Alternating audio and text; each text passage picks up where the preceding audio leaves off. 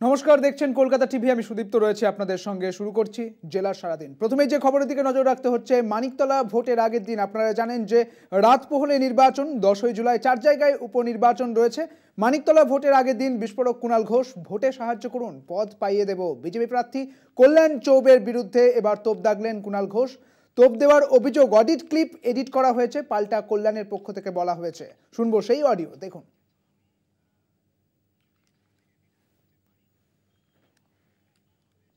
আমি আমার কাজ এখন খুব সত্যি কথা বলতে কি আপনাকে বা আপনার দলকে কতটা ভোটে হারানো যায়, এবার মানুষ কি করবেন সে তো মানুষের বিষয়, কিন্তু আমার কাজ এখন যেটা দল বা নেত্রীও দিয়েছেন সেটা হচ্ছে সিটটাকে জিতিয়ে আনা।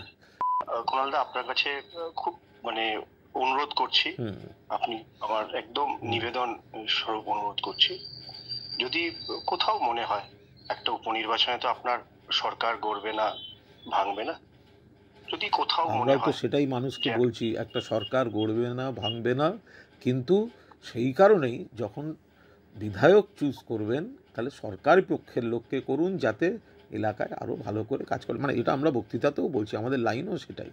না, আমি আপনার কথাটা শুনলাম আর কি। না, আমি ঠিক, আপনি যা বলেছেন ঠিক বলেছেন, কিন্তু আমি যদি এখান থেকে বিধায়ক হতে পারি, আমার মনে হবে যে সেখানে আপনার একটা বৃহৎ ভূমিকা থাকবে। তাহলে তো আবার আর এক সর্বনাশ হবে, না হতে পারলে তো আবার এই বৃহৎ ভূমিকাটা সেক্ষেত্রেও খেয়াল থাকবে, কিন্তু আর এক সর্বনাশ, তাই না? দেখুন, দেখুন, কথায় তো চলতে থাকবে। না না না, ঠিক আছে ঠিক আছে, খেলাধুলার একদম একদম একদম ঠিক আছে, এটা হতেই পারে, আপনি লড়েছেন, দেখা যাক, বাকি আবার কথা হবে ভবিষ্যতে। আমি বলি যে যদি কৃতজ্ঞতা স্বরূপ, না না, যদি ভবিষ্যতেও কখনো খেলাধুলায়, সে সর্বভারতীয় পর্যায়ে হোক কি রাজ্য পর্যায়ে হোক, কোথাও আপনার মনে হয়, আমি আপনাকে অ্যাকোমোডেট করার চেষ্টা করব। থ্যাঙ্কস, আপনি বলেছেন, আমার খুব একটা ওসবে আগ্রহ নেই, তবে ঠিক আছে, ভালো থাকবেন, পরে কথা হবে। আপনারা শুনলেন সেই অডিও ক্লিপ। যদিও এই অডিও ক্লিপের সত্যতা যাচাই করেনি কলকাতা টিভি। আরও বিস্তারিত জানবো, আমাদের সঙ্গে রয়েছেন আমাদের প্রতিনিধি দেবজ্যোতি ঘোষ রয়েছেন, আমাদের বিশেষ প্রতিনিধি দেবজ্যোতি। কুণাল ঘোষকে যে অডিও ভাইরাল হয়েছে, সেখানে কুণাল ঘোষকে ঠিক কি বলা হয়েছে? দেখো, নির্বাচনের ঠিক আগের দিনেই, রাত পোহালে নির্বাচন, মানিকতলার উপনির্বাচন, তার আগেই কল্যাণ চৌবের যে অডিও ক্লিপ, কুণাল ঘোষের সঙ্গে যে কথাবার্তা অডিও ক্লিপ সামনে এসেছে, তাতে যথেষ্ট বিপাকে পড়তে চলেছেন এই কল্যাণ চৌবে।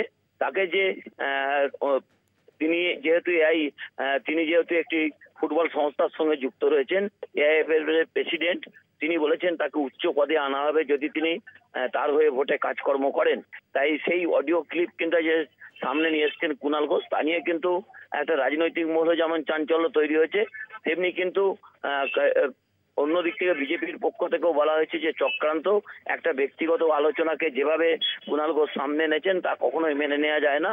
যদিও দেখো, রাজনৈতিক মহল মনে করছে নির্বাচন রাত পোহালে হবে, সেখানে কিন্তু যে অডিও ক্লিপ সামনে এসেছে তাতে যথেষ্ট বিপাকে ভারতীয় জনতা পার্টির প্রার্থী পড়েছেন কল্যাণ চৌবে। অত্যন্ত গুরুত্বপূর্ণ যে কল্যাণ চৌবের পক্ষ থেকে কিন্তু কিছুক্ষণের মধ্যে সাংবাদিক সম্মেলন করবেন তিনি, এবং সেখানে তিনি তার বক্তব্য পেশ করবেন। কিন্তু যে অডিও ক্লিপ সামনে এসেছে তাতে কিন্তু কুণাল ঘোষ পরিষ্কার করে বলেছেন যে যদি তিনি কোনো সেন্ট্রাল এজেন্সির দ্বারস্থ হন তাহলে কিন্তু তিনি যেতে পারেন, কারণ এই অডিওর মধ্যে কোনো রকম ভাবে মিক্সিং বা কোনো রকম প্রযুক্তি ব্যবহার করা হয়নি। অর্থাৎ একটা ব্যক্তিগত কথাবার্তা, সেটাকে যেভাবে সোশ্যাল মিডিয়াতে নিয়ে এসছেন এবং সাংবাদিক সম্মেলন করেছেন কুণাল ঘোষ, তা নিয়ে কিন্তু ভারতীয় জনতা পার্টির পক্ষ থেকে প্রশ্ন তোলা হচ্ছে। এবং কুণাল ঘোষ বলেছেন তিনি যেহেতু নির্বাচনের দায়িত্বে রয়েছেন, তার মতো একজন রাজনৈতিক ব্যক্তিত্বকে এইরকম তোপ দেয়া কোনো মতে মেনে নেওয়া সম্ভব নয়। সেই জন্যই তিনি ছবিকে সামনে এনেছেন বা অডিওকে সামনে এনেছেন, এবং তিনি বলেছেন প্রয়োজনে আরো বেশ কিছু অডিও রয়েছে, যদি কল্যাণ চৌবে এরপরে কোনো পদক্ষেপ নেন তাহলে সেই অডিও ক্লিপও তিনি সামনে আনবেন।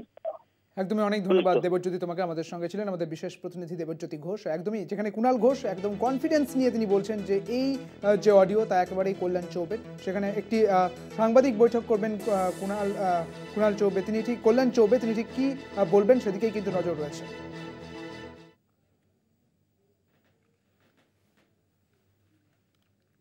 ধরুন আমার কাজ এখন খুব সত্যি কথা বলতে কি আপনাকে বা আপনার দলকে কতটা ভোটে হারানো যায়, এবার মানুষ কি করবেন সে তো মানুষের বিষয়, কিন্তু আমার কাজ এখন যেটা দল বা নেত্রীও দিয়েছেন সেটা হচ্ছে সিটটাকে জিতিয়ে আনা। কুণালদা, আপনার কাছে খুব মানে অনুরোধ করছি, আপনি আমার একদম নিবেদন স্বরূপ অনুরোধ করছি, যদি কোথাও মনে হয় একটা উপনির্বাচনে তো আপনার সরকার গড়বে না, ভাঙবে না, যদি কোথাও মনে আমরাও তো হয়, সেটাই মানুষকে বলছি, একটা সরকার গড়বে না, ভাঙবে না, কিন্তু সেই কারণেই যখন বিধায়ক চুজ করবেন তাহলে সরকারি পক্ষের লোককে করুন যাতে এলাকায় আরও ভালো করে কাজ করে। মানে এটা আমরা বক্তৃতাতেও বলছি, আমাদের লাইনও সেটাই। না, আমি আপনার মানে কথাটা শুনলাম আর কি। না, আমি ঠিক, আপনি যা বলেছেন ঠিক বলেছেন, কিন্তু আমি যদি এখান থেকে বিধায়ক হতে পারি, আমার মনে হবে যে সেখানে আপনার একটা বৃহৎ ভূমিকা থাকবে। তাহলে তো আবার আরেক সর্বনাশ হবে, না হতে পারলে তো আবার এই বৃহৎ ভূমিকাটা সেক্ষেত্রেও খেয়াল থাকবে, এ তো আরেক সর্বনাশ, তাই না? দেখুন,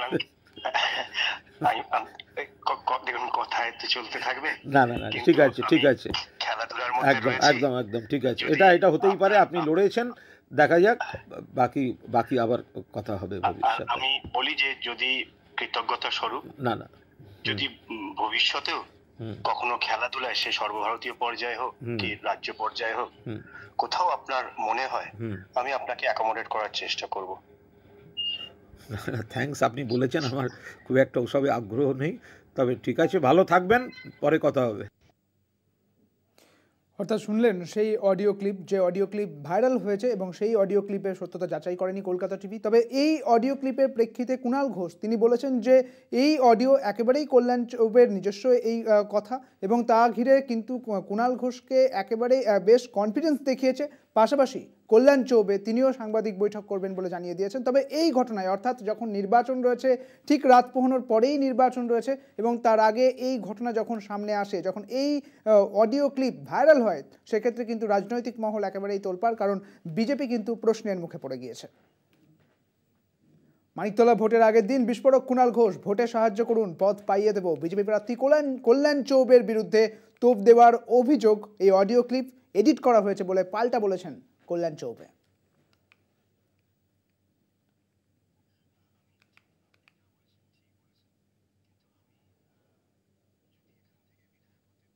চলুন পরবর্তী খবরের দিকে নজর রাখবো। চোর সন্দেহের যুবককে থানায় তুলে নিয়ে গিয়ে বেধড়ক মারের অভিযোগ, মৃত্যু 22 বছরের যুবক আবু সিদ্দিক হালদারের। কাঠগড়ায় রাজ্য পুলিশ, ডোলাহাট থানার বাইরে বিক্ষোভ মৃতের পরিবার এবং এলাকাবাসীর, পুলিশকে লক্ষ্য করে ইট বৃষ্টি, উত্তেজিত জনতার। ধস্তাধস্তি, বিক্ষোভ, প্রতিবাদ। মঙ্গলবার সকাল থেকে দক্ষিণ 24 পরগনার ঢোলাহাটে ধুমধুমার। অভিযোগ, চোর সন্দেহে যুবককে বেধড়ক মার পুলিশের মারে যুবকের মৃত্যুর অভিযোগকে কেন্দ্র করে ক্ষোভে ঢোলাহাটের মানুষ। রণক্ষেত্র ঢোলাহাট, যুবক মৃত্যুতে ধুমধুমার, কাঠগড়ায় ঢোলাহাট থানার পুলিশ। মৃত যুবক 22 বছরের আবু সিদ্দিক হালদার ঢোলাহাটের ঘাটপকুলতলা গ্রামের বাসিন্দা। ঘটনার সূত্রপাত 30শে জুন। ওই দিন মৃত যুবকের কাকা মহসিন হালদারের বাড়ি থেকে সোনার গয়না চুরি হয়। অভিযোগ, 1 জুলাই ঢোলাহাট থানার পুলিশ মহসিন হালদার ও তার ভাইপো আবু সিদ্দিককে থানায় তুলে নিয়ে যান। মহসিনকে দিয়ে ভাইপোর নামে জোর করে চুরি লিখিয়ে নেওয়া হয় বলে অভিযোগ। রাখার পরে আমার বাড়িতে সেইভাবে সব যার কাছে যা পেয়েছে সব জিনিসপত্রগুলো রেডি করে রেখেছে। তারপরে পুলিশ আইলো, এসে ভাইপোকে নিয়ে আইলো, এসে সেই জিনিসগুলো সেইগুলো নিল, প্লাস আমার ভাইপোর বাইক ছিল, বাইকটাও না নিল। একদিন পুলিশ বললো যে ঠিক আছে, তোমার একটা ছোটো মতো কেস লিখতে হবে ভাইপোর নামে। আমি স্যার বললাম এটা আমার ভাইপো, আমি কেস লিখবো না, আমাদের কোনো সমস্যা নেই, আমি কিছু চাই না, যা আমার হয়ে গিয়েছে, আমি সব ধ্বংস হয়ে গেছি, আমার আর কিছু নেই, আমি কিছু চাই না, আমার ভাইপোকে আমি ফিরে পেতে চাই। তখন আমাকে পুলিশ বলল যে না, তোমাকে একটা কমপ্লেন করতে হবে। থানায় আবু সিদ্দিককে দফায় দফায় মারধরের অভিযোগ পুলিশের বিরুদ্ধে। 4 জুলাই কাকদ্বীপ মহকুমা আদালতে পেশ করা হয় আবু সিদ্দিককে। ওই দিনই মেলে জামিন। জামিনের পরে অসুস্থ হয়ে পড়েন আবু সিদ্দিক। গুরুতর অসুস্থ অবস্থায় তাকে মথুরাপুর, ডায়মন্ড হারবার ও চিত্তরঞ্জন হাসপাতালে ভর্তির চেষ্টা হয়, কিন্তু অবস্থার অবনতি হওয়ায় সোমবার পার্ক সার্কাসের একটি নার্সিংহোমে ভর্তি করা হয়। এরপর সোমবার রাত 10টা নাগাদ আবু সিদ্দিকের মৃত্যু হয়। মারলে তো ওই তো পুলিশটা তো আমার ছেলেকে মারলো। কারা মেরেছে? পুলিশটা। কোথায়? আমার ছেলে সর্বশরীর পুরো একদম ফুলে গেছে সেই দিনে। কোথায় মারলো? কোথায় কোথায়? এই তো ওই ঢোলার থানায় পুলিশ কেস মারলো। হঠাৎ পুলিশ গিয়ে বাচ্চা দুটোর বলছে যে তুই আবু সিদ্দিকের নাম বল। বাচ্চা দুটোর বলছে তুই আবু সিদ্দিকের নাম বল। আবু সিদ্দিক বলছে, তখন আমি আশ্চর্য হয়ে গেছি, আমি কোথায় কিছু নয়, আমার নাম বলছে কেন? বলে আমি দেয়ালের পাশ থেকে শুনছি যে আবু সিদ্দিক তুই নাম বল। বলবে সঙ্গে সঙ্গে ওরে বাচ্চা দুটো বলছে যে আবু সিদ্দিক এই আমাদের সঙ্গে ছিল এবং মালটা আমি আবু সিদ্দিকে রেখেছি, আবু সিদ্দিকের কাছে রেখেছি। বলে ওই আমার পুলিশ মার শুরু করলো আর পার্টি লিডারটা বাইরে হয়ে চলে আসবে। আমরা চাই আমাদের ন্যায্য বিচারটা দরকার, আর পুলিশটা ওর আমাদের ফাঁসির দরকার। পরিবার এবং স্থানীয় বাসিন্দাদের অভিযোগ, আসল চোরকে আড়াল করার চেষ্টা করছে পুলিশ। ঢোলাহাট থানার পুলিশের বিরুদ্ধে উঠে এসেছে লক্ষাধিক টাকা আত্মসাতেরও অভিযোগ।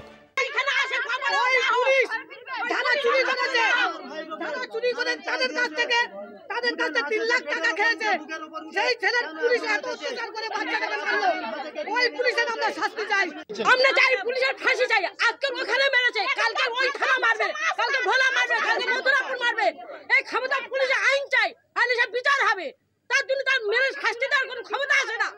এত কিসের ক্ষমতা দেখে পুলিশ মারবে, ওকে ফাঁসি চাই। সোমবার রাতে যুবকের মৃত্যুর খবর মিলতেই ক্ষোভে ফেটে পড়েন মৃতের পরিবার ও প্রতিবেশীরা। ঢোলাহাট থানার সামনে উত্তেজনা, পুলিশি ব্যারিকেড, বাধা দিতে গেলে পুলিশের সঙ্গে ধস্তাধস্তি, ক্ষুব্ধ জনতার। পরিস্থিতি মোকাবিলায় নামানো হয় র্যাব।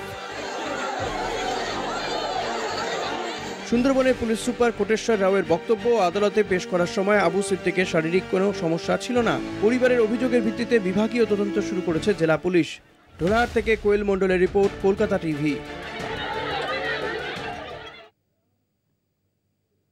গণপিটুনি রুখতে সম্প্রতি নবান্ন থেকে কড়া নির্দেশ দেওয়া হয়েছে পুলিশ প্রশাসনকে। জেলায় জেলায় পাঠানো হয়েছে গাইডলাইন। কড়া হাতে গণপিটুনি বন্ধে তৎপর প্রশাসন। বসিরহাটের গণপিটুনি কাণ্ডে গ্রেপ্তার করা হয়েছে 2 জনকে। অন্যদিকে অন্ডালে ছেড়ে ধরা গুজবে ফের চাঞ্চল্য। সোমবার বসিরহাটের ঘটনা। ছেলে ধরা সন্দেহে একজনকে গণপিটুনি দেয় এলাকাবাসী। ওই যুবকের ব্যাগে খেলনা এবং লজেন্স ছিল। অভিযোগ, বাজার এলাকায় ঘুরতে ঘুরতে হঠাৎই বাচ্চাদের হাত ধরে টানাটানি করে ওই যুবক। এরপরই পরিস্থিতি উত্তপ্ত হয়ে ওঠে। ক্ষিপ্ত জনতার হাত থেকে যুবককে উদ্ধার করতে গিয়ে হয়রান হতে হয় পুলিশকে। মঙ্গলবার ভোরে বসিরহাটের গণপিটুনির সঙ্গে যুক্ত 2 জনকে গ্রেপ্তার করে পুলিশ। মোমিনপুরের উত্তরপাড়া থেকে তাদের গ্রেপ্তার করে মাটিয়া থানার পুলিশ। বসিরহাটের মতোই পাণ্ডবেশ্বর নবগ্রামের ঘটনা। 2 সন্দেহভাজন ব্যক্তিকে গ্রামের অলিগলিতে ব্যাগ হাতে ঘুরতে দেখেন এক মহিলা। ছেলে ধরা বলে চিৎকার করতেই ঘটনাস্থল থেকে চম্পট দেয় তারা। এলাকাবাসীরা তাদের পেছনে ধাওয়া করে এক যুবককে ধরে ফেলেন তারা। ঘটনাস্থলে পৌঁছয় পাণ্ডবেশ্বর থানার পুলিশ।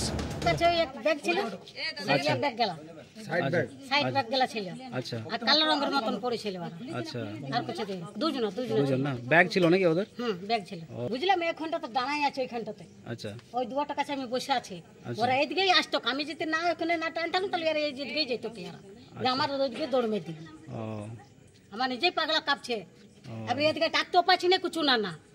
ওরা পালিয়ে গেল। হ্যাঁ, ওরা এদিকে দৌড় মেয়ে দিল। ওরা নবান্নের নিদানে কড়া হাতে ছেলে ধরা গুজব রুখতে তৎপরতা প্রশাসনে। এলাকায় সন্দেহভাজন কাউকে দেখতে পেলে সরাসরি প্রশাসনের সঙ্গে যোগাযোগ করতে বলা হচ্ছে সবাইকে। তবু হুঁশ ফিরছে কোথায়? কলকাতা টিভি। আর এই মুহূর্তে আরো একটা গুরুত্বপূর্ণ খবরের দিকে নজর রাখবো, যেখানে তৃণমূলের গোষ্ঠী কোন্দলের ছবি উঠে আসছে। তৃণমূলের গোষ্ঠী কোন্দলের জেরে উত্তপ্ত হয়ে গিয়েছে বীরভূমের সাঁইতিয়ার ঘটনা, সাঁইতিয়ার বনগ্রামের ঘটনা। সেখানে তৃণমূলের গোষ্ঠীদ্বন্দ্ব একেবারে প্রকাশ্যে। পঞ্চায়েত অফিসের চেয়ার টেবিল ভাঙচুরের অভিযোগ। তৃণমূলের গোষ্ঠী কোন্দল একেবারে প্রকাশ্যে এসে গিয়েছে। বীরভূমের ঘটনা, বীরভূমের সাঁইতিয়ার বনগ্রামের ঘটনা। আরো বিস্তারিত জানবো, আমাদের সঙ্গে রয়েছেন আমাদের প্রতিনিধি চন্দন কর্মকার। চন্দন, ঠিক কি জানতে পারছো? দেখো, যেটা হচ্ছে আজ মঙ্গলবার দিন বিকেল বেলায় হঠাৎ করে উত্তপ্ত হয়ে উঠলো সাঁইতা ব্লকে বনগ্রাম পঞ্চায়েত, যেটা হচ্ছে তৃণমূলের 2 গোষ্ঠীর সংঘর্ষ।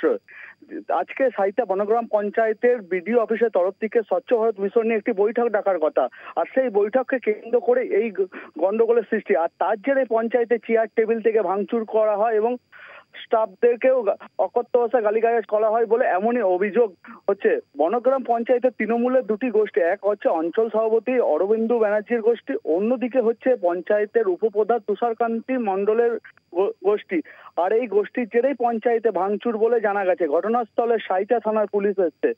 চন্দন, এই ঘটনায় তো একেবারেই প্রশ্নের মুখে তৃণমূল কংগ্রেস, তো একেবারে বলাই চলে, তাই স্থানীয় তৃণমূল নেতৃত্বের পক্ষ থেকে কিছু বলা হয়েছে কি? দেখো, ইতিমধ্যে আমরা তৃণমূলের যে ব্লক সভাপতি সাবের আলী খান, তার সঙ্গে যোগাযোগ করা হয়েছে। তিনি যে বক্তব্যের মাধ্যমে যেটা জানিয়েছেন, তৃণমূলের কোনো গোষ্ঠীদ্বন্দ্ব নয়, এটা সামান্য ভুল বুঝাবুঝি কারণেই এরকম গন্ডগোলের সৃষ্টি হয়েছে। বিষয়টি আমরা বসে মিটিয়ে নেব। অভিক, বেশ, আমি অভিক নয়, আমি সুদীপ্ত রয়েছি। চন্দন, তোমার সঙ্গে অনেক ধন্যবাদ, তোমাকে আমাদের সঙ্গে ছিলেন আমাদের প্রতিনিধি চন্দন।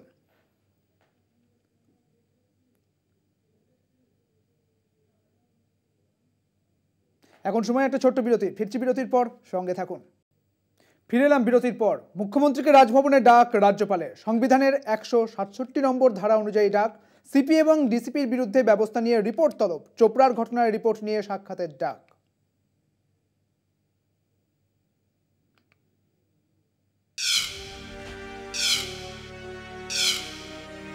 বিধায়কদের শপথ বা উপাচার্য নিয়োগ, শ্লীলতাহানির অভিযোগ নিয়ে শীর্ষ পুলিশ কর্তাদের বিরুদ্ধে স্বরাষ্ট্র মন্ত্রকে নালিশ। সেই নালিশের উপর ভিত্তি করে এবার রাজ্যের সাংবিধানিক প্রধান ও প্রশাসনিক প্রধানের সংঘাতে নয়া মোড়। সংবিধানের 167 ধারার উল্লেখ করে মুখ্যমন্ত্রীকে নোটিশ রাজ্যপালের। রাজ্যপালের প্রশ্ন, পুলিশের 2 শীর্ষ আধিকারিক, পুলিশ কমিশনার ও ডিসিপির বিরুদ্ধে কি পদক্ষেপ করা হয়েছে? একই সঙ্গে চোপড়ায় মহিলাকে নির্যাতনের ঘটনায় রাজ্য সরকার কি পদক্ষেপ করেছে তার রিপোর্টও জানতে চান রাজ্যপাল। মুখ্যমন্ত্রীকে রাজভবনে তলব নিয়ে কি বলছে তৃণমূল? রাজ্যপালের নোটিশে তেড়ে ফুঁড়ে উঠেছে তৃণমূল, সরাসরি রাজ্যপালকে আক্রমণ। মাননীয় রাজ্যপাল রাজধর্ম পালন না করে দীর্ঘদিন ধরে অভিভাবকতা করছেন এবং প্রত্যেক মুহূর্তে তিনি রাজ্যে নির্বাচিত সরকার, রাজ্যে নির্বাচিত মুখ্যমন্ত্রী, তাদেরকে সব রকম ভাবে অসহযোগিতা, তাদের করছেন। ওই জন্য তো আমাদের মুখ্যমন্ত্রী আগেই জানিয়েছিলেন প্রয়োজনে বাইরে দাঁড়িয়ে কথা বলবেন, কিন্তু ভিতরে যাবেন না। মমতা ব্যানার্জি কখনোই রাজ্যপালের অঙ্গুলি হেলনে চলতে বাধ্য নন। সাজানো ঘটনাকে সামনে রেখে রাজভবন, রাজ্যপাল এবং সংবিধানের অপমান করছে তৃণমূল, পাল্টা আক্রমণ বিজেপির। একটা সাজানো ঘটনাকে সামনে রেখে তৃণমূল কংগ্রেস রাজভবনের অপমান করছেন, রাজ্যপালের শুধু নন, সংবিধানের অপমান করছেন, রীতিনীতির অপমান করছেন।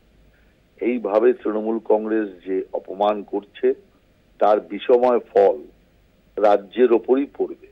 মুখ্যমন্ত্রীকে কর্মচারীর মতো ডেকে পাঠানো কি ঠিক? রাজ্যপাল সংঘাতে সরব কংগ্রেস, সিপিএমও। রাজ্য সরকারটা কি রাজভবনের নয়? তাহলে সাংবিধানিকভাবে দুটো সরকারই তো দায়বদ্ধ। তো যৌথভাবে যে জিনিসটা করা দরকার সেটাকে আকছি তরজার মধ্যে নিয়ে যাচ্ছে। এটা প্রতিদিনের ঘটনা, প্রতিনিয়ত গত কয়েক বছর ধরে দেখছি আমরা। রাজভবন আর নবান্নের দ্বৈরথ।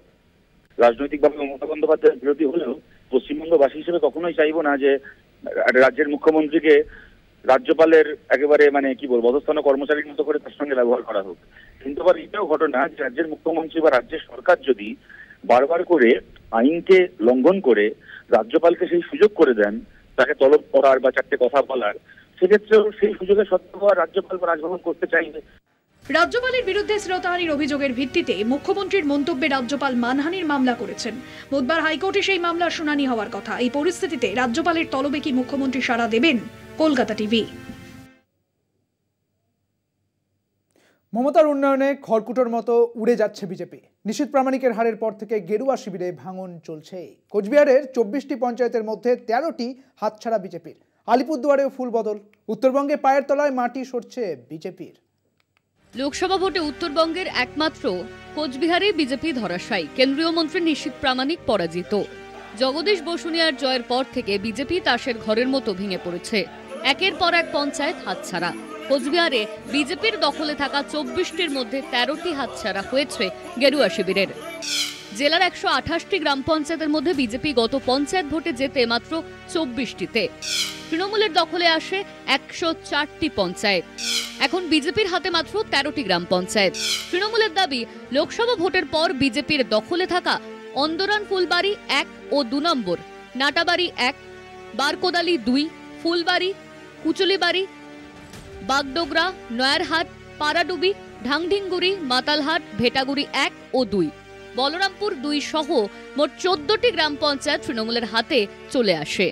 সদ্য বিজেপি ছেড়ে তৃণমূল কংগ্রেসে যোগ দেওয়া অন্দরান ফুলবাড়ি 1 নম্বর গ্রাম পঞ্চায়েতের প্রধান শুক্লা সরকার অধিকারীর দাবি, মমতার উন্নয়নে সামিল হতেই এই দল বদল। আমরা চাই উন্নয়ন করতে, মা মাটি মানুষের সেবা করতে, অঞ্চলের যে কাজকর্ম আছে এগুলো আমরা সঠিকভাবে করতে চাই। হ্যাঁ, স্বেচ্ছায় এসেছে। তাসের ঘরের মতো ভেঙে পড়বে। ইতিমধ্যে 24টা অঞ্চলের মধ্যে 14টি অঞ্চলে নতুন করে আমরা সংখ্যাগরিষ্ঠতা পেয়েছি এবং বাকি যে কটি অঞ্চল আছে আমরা আমাদের ধারণা খুব শিগগিরই তারাও তৃণমূল কংগ্রেসে যুক্ত হবে। বিজেপির দলবদল এবং একের পর এক পঞ্চায়েত হাতছাড়া হওয়ায় শাসক দলের বিরুদ্ধে সন্ত্রাসের অভিযোগ বিজেপির। ভোটের ভিত্তিতে যে আমাদের গ্রাম পঞ্চায়েতগুলি যে আমরা পেয়েছি, সেই গ্রাম পঞ্চায়েতগুলিকে কীভাবে তৃণমূলীরা সন্ত্রাস দেখিয়ে, ভয় দেখিয়ে, যদি যেতে চাচ্ছে না তাদের নিজেদেরকে মারা শুধু নয়, তাদের যে পরিবারের যে সন্তানরা রয়েছে মেয়েদেরকে তুলে নিয়ে যাবে এবং ছেলেদেরকে মেরে ফেলবে, এই হুমকি দিয়ে গ্রাম পঞ্চায়েতদের তুলে নিয়ে যাচ্ছে। আলিপুরদুয়ারেও বিজেপির শিবিরে ভাঙন। বিজেপি সংখ্যালঘু সেলের জেলা ইনচার্জ সহ একাধিক বিজেপি নেতা সোমবার তৃণমূলে যোগ দেন। সম্ভবত আলিপুরদুয়ার লোকসভা সিটটা আমরা রেজাল্ট দিতে পারলাম না ভালো মতন, তবুও গ্রাম এবং চা বাগানে অনেকটা আমাদের ভোট কিন্তু ভালো একটা জায়গাতে আসছে। আগামী দিনও ডেভেলপমেন্টের নামে এই যোগদান কর্মসূচি হবে। আগামী দিন যেন দল আরেকটা ভালো কল করে। কোচবিহার থেকে অনুপম সাহা ও আলিপুরদুয়ার থেকে অজয় শাহের রিপোর্ট, কলকাতা টিভি। মাওবাদী পরিচয় লুকিয়ে বর্ধমান বিশ্ববিদ্যালয়ে পিএইচডির আবেদন করেছিলেন অর্ণব দাম। কাউন্সেলিংয়ের দিন অর্ণবের পরিচয় সামনে আসায় পিছিয়ে গেল কাউন্সেলিংয়ে। রাজ্য এবং রাজ্যপালের অনুমতি ছাড়া ভর্তি নেওয়া হবে না বলে বর্ধমান বিশ্ববিদ্যালয় জানিয়ে দিয়েছে।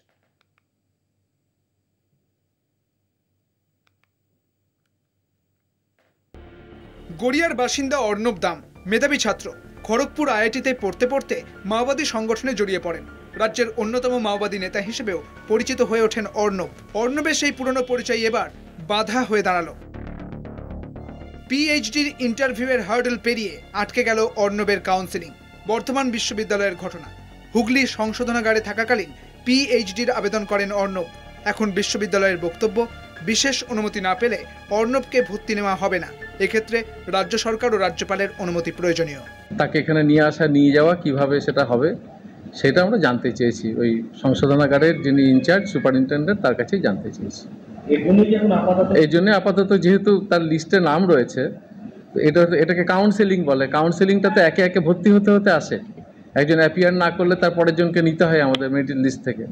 তো সেই কারণেই যেহেতু ওর প্রথমেই নাম আছে বলে আমি শুনেছি, সে কারণে আপাতত আমরা স্থগিত রেখেছি। বিশ্ববিদ্যালয়ের দাবি, পিএইচডির আবেদনে অর্ণব কোথাও উল্লেখ করেননি যে তিনি একসময় মাওবাদের সঙ্গে যুক্ত ছিলেন। সবথেকে বেশি আগ্রহী এবং উদ্যোগ নিয়েছিলেন সেটি একমাত্র বাংলার মাননীয় মুখ্যমন্ত্রী মমতা বন্দ্যোপাধ্যায়, এবং তিনি সর্বদা চেয়েছিলেন যে মাওবাদী সংগঠনে যারা যুক্ত আছেন তারা যেন সমাজের মূল স্রোতে এসে তারা নিজেদের স্বাভাবিক জীবনযাপন যেন করতে পারেন। এবং অর্ণব দাম যেভাবে তিনি ফার্স্ট হয়েছেন বর্ধমান বিশ্ববিদ্যালয়ে পিএইচডিতে, এবং শুধু অর্ণব দামের কথা নয়, তার জন্যে তার বর্ধমান বিশ্ববিদ্যালয়ের সিদ্ধান্তের জন্যে আরও বিভিন্ন যে ছাত্রছাত্রীরা আছে তাদের সমস্যার তারা সম্মুখীন হচ্ছেন। বন্দুকের নলি ক্ষমতার উৎস একসময় বিশ্বাস করতেন অর্ণব। বন্দুক ছেড়ে একসময় নিজের পড়াশোনার জগতে ফিরতে চান তিনি। সংশোধনাগার থেকেই প্রস্তুতি শুরু করেন। বর্ধমান থেকে চন্দন সেনগুপ্তের রিপোর্ট, কলকাতা টিভি। জেলার সারাদিন আজ এই পর্যন্তই। দেখতে থাকুন কলকাতা টিভি, রাত দিন 7 দিন।